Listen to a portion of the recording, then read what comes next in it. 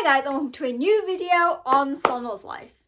Did New Japan just pull out their best show of 2024? Well, on, what's the date today? June the 9th, New Japan held its Dominion show. Now for me personally, after Wrestle Kingdom, I put Dominion as the biggest show of the year, second biggest show of the year.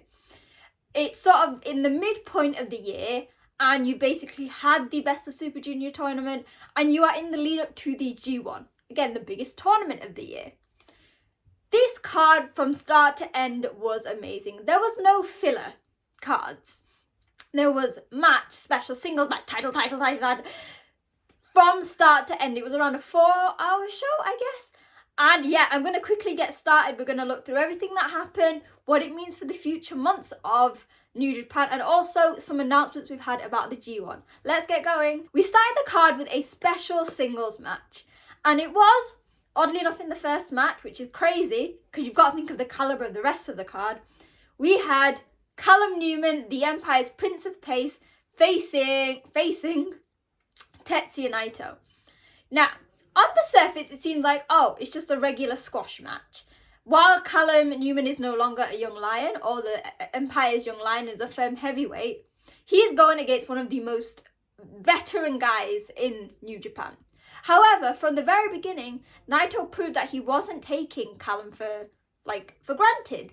He came out in his big match ring gear, you know, the suit, the shirt.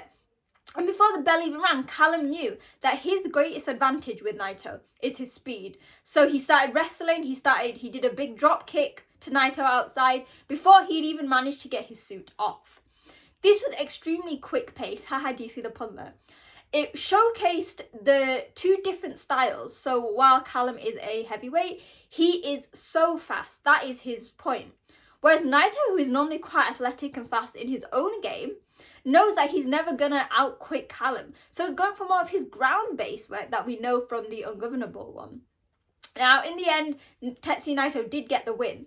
However, the winner coming out of this was definitely Callum Newman. He looked like a superstar, and I said this on Twitter, while he is the Prince of Pace now, maybe not this year, probably next year, he will become the King of Pace. I see titles galore. Hopefully, as we'll speak about a bit later, a spot in the G1 maybe. So yeah, a really nice way to start. The crowd were really excited. Starting with Naito, not only hypes up Callum Newman, but hypes the show up because you've got one of the biggest stars in the company in a non-title match against a young guy, but showcasing that New Japan are trying to push forward the latest generation. We then had another special singles match. So this is on the next tour, so it's the New Japan Soul Tour, after a pin in the final, so the semi-finals of the Best of Super Junior. It was TMDK's Zack Sabre Jr. and the IWGP Junior Tag Champion challengers, Fujita and Robbie Eagles, facing the War Dogs, so the IWGP Tag Champions, Clark Connors and Dan Maloney, I almost forgot there, facing LJ Clary. Now he is a OTT guy, I believe he's Irish, and he also does stuff in in Pro Wrestling Noah. Sorry, I've been up a long time, very tired. This was a really nice match setting up for this title bout. We had really nice interactions between the two teams. Obviously, you've got two opposite ends of the spectrums with Robbie and Fujita. One guy who's starting his career and one guy who's firmly at the peak. So Robbie has obviously got his title. And then he is facing two War Dogs, two crazy, two fast, strong, agile members of the War Dogs. It was also nice to see the interactions between Clary and Zack Sabre Jr. Obviously not the main men in this match, but it was really nice going forward. Clary obviously got pinned by Zack as he hit the Zack driver. But I'm very excited for this title match whenever it happens. We then quickly got into the title matches. New Japan didn't mess about. They didn't give us all these multi-man matches that you all seem to hate, but I actually love. We started with the King of Pro Wrestling Championship, so it was the champion Yuya Uemura versus Great Okan. They've had a really nice warm-up to this. Even yesterday, Uemura was doing a signing at a shop and Okan came and attacked him. Now I'm going to have to read these rules because I didn't understand them to start with. So, it was a 15-minute time limit, which again, it eliminates any over run matches that can sometimes come with this title. No strikes, throw grapples and submissions only. Rope breaks and leaving the ring, you can only do it twice, otherwise you get disqualified, ergo losing. And a third escape constitutes a disqualification, ergo your opponent wins. Now this match did exactly what it needed to do. It was quite nice to see a match that had no strikes and showcasing two guys' very different style. We've always, and commentary did this well, Uemura is one of the best all-round wrestlers. He has a mix of American strong style, Japanese strong style, like some of the best names. O-Khan similarly is well versed in so many styles of martial arts. And they managed to, because I know some people weren't fan of the previous match they had, which included eating lemons and tires and stuff. But this one was really nice. It had a really nice time limit. It was nicely paced. And in the end, O-Khan actually beat Uemura to regain the title. Now, this was only Umura's first title win, and so it was always going to be short. However, I think people forget that when you talk about the future of New Japan, O-Khan is part of that. He was in the dojo class above Uemura, so like guys like Kanare, Wato and things. So why shouldn't he be also one being pushed? And personally for me, O-Khan has done a lot more for this King of Pro Wrestling title, whether he's holding it or not. Saying that he wants it to be defended in the smaller shows to those guys who can't come to the big mainstay shows, the ones in the small towns. So I'm excited to see what's happening and what O-Khan is going to do and who his next opponent's going to be. It'll also be nice to see that this is a nice setback in Uemura's journey, but really will probably lead to bigger and better things. And we then had the fourth match, that was the Never Openweight 6-man. So we had the champions, Hiroshi Tanahashi, Bolton Oleg and Toru Yano, facing Los Ingobernables de Japón's Bushi, Hiromu and Tsuji. Now this all happened because there was a match and then backstage Bushi and Hiromu were like, hey Tsuji, let's challenge for these belts. And Tsuji was like, I mean, I'm not really into this. And they were like, let's challenge. And Tsuji was like, okay. Again, a really nice match. We had some great interactions. Obviously, Bushi and Yano was fun. Bolton Oleg and Tsuji, obviously, two dojo classes. The match didn't go for too long. It was nice to see some of the fan favourites. However, the big thing here is that Tsuji pinned Tanahashi. Now, the reason I want to give a bit more time to this explanation is the meaning behind Tsuji pinning Tanahashi, bigger than him pinning Hiroki Goto or anyone. Now, if anyone who has watched New Japan for a long time, you'll know that before Tsuji went on excursion, he was... Well, okay, let's rewind to that. Before Tsuji even thought about being a wrestler, he met a Hiroshi Tanahashi who told him maybe he should think about applying for the dojo. Then, when Tsuji eventually applied, Tsuji was Tanahashi's right-hand man. Not only would he be doing all the chores and stuff, but when he had these big matches, Tsuji would always be on the corner. I remember, as much as I loved him, he would annoy me. He'd be banging, shouting, Tanahashi, getting the crowd hyped. So for Tsuji to get a win over Tanahashi, this is massive. It's like the mentee has now become, surpassed his mentor. And it's a really nice subtle storyline, which, again, not everyone might understand why this was so important for Tsuji to pin Tanahashi. But in the grand scheme of things, actually, for people like me, was beautiful storytelling. And what New Japan does, it's just the best. We then had, I think, one of the best matches of the night. We had the World Television Championship, and that was Tomohiro Ishii, the challenger, facing Jeff Cobb. And now this all came after an All Together show, which they're teasing the next one, but I still can't watch the first one. Ishii got the pin over Cobb, and Cobb was like, all right, fair enough, you get this shot. 15-minute time limit. This was the epiphany of big, beefy men slapping the shit out of each other. These are two men who are very big. Now, they might not be the tallest, but they are muscly, they are strong. But they are also extremely agile. So we're used to seeing Jeff Cobb doing moonsaults, and he's basically the perfect hybrid athlete. But Ishii was being a lucha boy. He did a Frankensteiner. He was taking all of the strikes and chops that Cobb was doing and using it as adrenaline, and then suddenly bursting out. There was headbutts, there was kicks, there was everything in this. And I think that similarly to obviously the King of Pro Wrestling, which was 15 minutes, but obviously it's not always that, this 15-minute time limit allows the wrestlers to shine at the, like, given the limited resources, which is time that they have to throw everything in, but not overwhelm the fans. They have to keep it at a good pace, but not be too much or too boring. And I would happily see Ishii and Jeff Cobb wrestle again and again and again.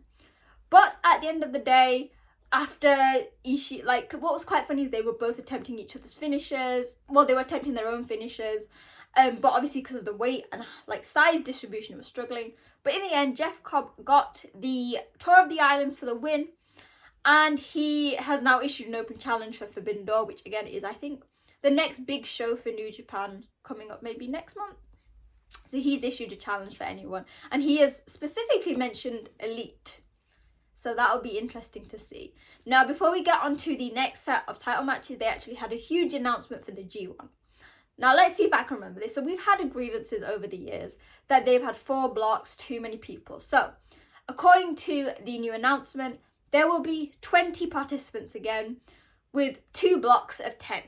Now, next week, during one of the Seoul shows, I think 18 participants will be announced. But the last 2, so 1 from each block, will be picked through a tournament. So obviously it'll be the guys who maybe might not have automatically cemented their chance or their spot in the tournament. And then there's some really random stuff that it's like there's the top 3 from each block, so they have playoffs to then who gets in the semi-final and final. It's a bit more of what we expect, with a bit of a change. I know a lot of people, myself included, has been a bit exhausted by this 4-block entry. So this is nice. We're back to the top, the elite members of the New Japan roster and whether they take people from outside. So that is going to be interesting.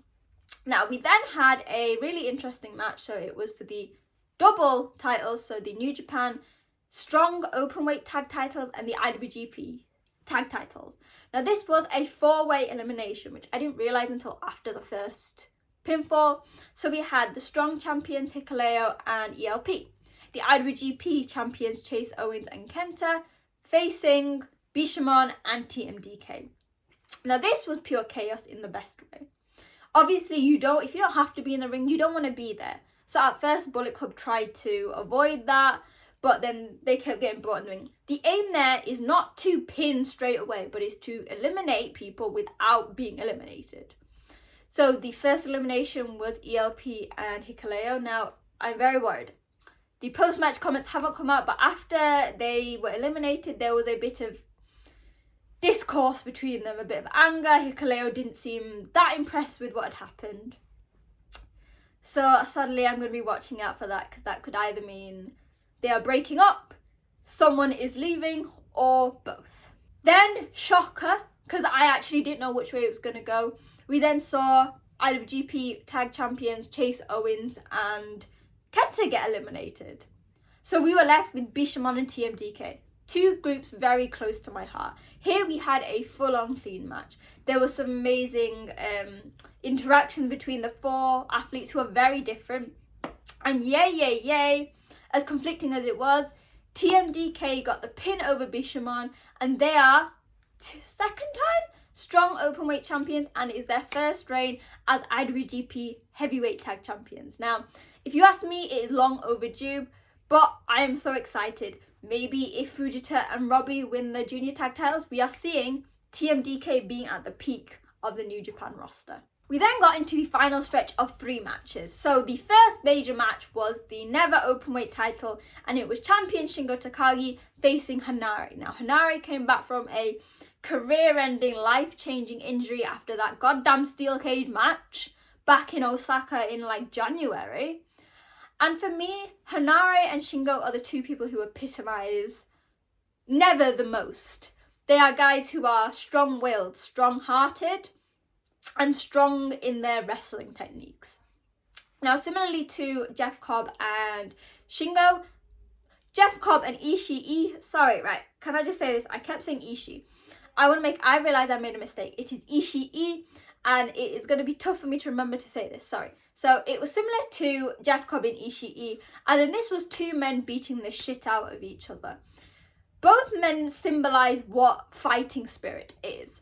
And what I loved is at one point the crowds were chanting Hanare, because at the end of the day, while maybe he's always been quite underrated, He is a guy who was raised in the New Japan dojo. He was part of Hontai. He's one very close to their hearts. So there was amazing strikes, kicks, similar to, like I said, the TV title. Hanari was taking all that momentum from Shingo's wrestling moves and using it as adrenaline. And it was fast-paced, but again, not too much. There was both guys showing off how amazing they are and how versatile they are in the ring. And what I love is that we always say that within New Japan matches, the storylines are done through the wrestlers themselves. And this was on show. You could see that Shingo was really determined to continue his role as the Never Champion. For him, I think has always been his favourite title. And Hanari wanted to prove, you know what, I came back from a life-threatening injury and I am going to be what Never needs. Now, in the end, it was a draw. A 10-count out. Well, like, knockout. Bloody Marty Asami. But, I hate draws normally, but listen to my theory about this. Shingo, I don't think could lose. Not only because he has now got the record for the most winningest Never Openweight champion, but he has his anniversary coming up, so I don't think it was right for him to lose. However, with this draw, and the fact that Hanari was the first man to get up, means that Hanari didn't look weak. That maybe he can challenge again when the title has even more prestige, and it will make the win even sweeter. So while I am not always a fan, this was fine. I will take this New Japan. Now we had, and I was saying this now, this card was too good to be true. There was match after match with basically every result going the way I wanted. We then had the main event, Evil. Well, so they called it the co-main event. It wasn't. It was the semi-main event was Evil versus Jon Moxley for the IWGP Heavyweight Championship in a lumberjack match. I don't know what Evil's obsession with the lumberjack concept is. So we saw Evil coming out with his House of Torture twats. I don't know how Moxley thought this was going to help, but he came out with Shota Umino and the Third Generation Club, the New Japan dads, in the form of Tiger Mask, Yuji Nagata, Makabe, and Hiroshi Tenzan. Again, 4 of the best, maybe not who you want on your side. Now, people will have mixed views for this. I'm going to say this is probably the best case scenario that was possible, because Moxley, there was tables, there was chairs, there was dicks. Obviously in the form of Dick Togo. But Moxley, unlike everyone else, used Evil's ability to break the rules and the no disqualification stipulation to his own advantage. So there was tables, there was a big baseball bat with chains around it. And while there was a lot of interference from the House of Torture, which I guess you can do, I also quite like the one moment where all of the Moxley lumberjacks got involved. Because House of Torture were taking the piss the entire way through. They were doing moves of the New Japan dads. They also at one point did the triple powerbomb similar to the Shield. And I quite like that Chris Charlton made a reference to that. But at one point we saw the Third Generation crew in the middle of the ring doing the moves they know best. We even saw a flying tiger, to get Dick Togo. So I really liked that bit. I liked seeing all of that. In the end, the best thing happened, as in Moxley got the pin over Evil. And then Moxley basically said, right, who wants to challenge me next? Tetsuya Naito came out and made the challenge for Forbidden Door. So, you know what? The one thing that could have gone wrong in that card didn't. So it might not have been the best match. It was probably one of the worst, but I will take it. We then had the historical main event that saw the Best of Super Junior final, El Desperado versus Taiji Ishimori. Now, going into this, I was incredibly happy. One, because Sho had been decapacitated by Jon Moxley in the previous match. But also you have, as commentary pointed out, 2/3 of the pillars of the East Junior division. El Desperado, a man who has been pushing for the prestige of the division for so long. And Taiji Ishimori, who, while his Bullet Club, and I've said this time and time again, while might cheat oddly, is at the core of it one of the most versatile wrestlers in the entire company. He's 41 years old, better shape than 80% of the roster, whether they're older or younger than him. And this match was no different. From the very beginning, it was very fast-paced. Now, I'm going to say the only cheating that we saw from Ishimori was he took a turnbuckle off and a low blow. So a single low blow.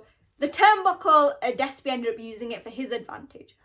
But what I love is it showcased the diversity within the junior division. Because, you know, we've had finals similar like Osprey versus Ricochet with two high flyers. Here you have two guys who are the epitome of ground-based juniors.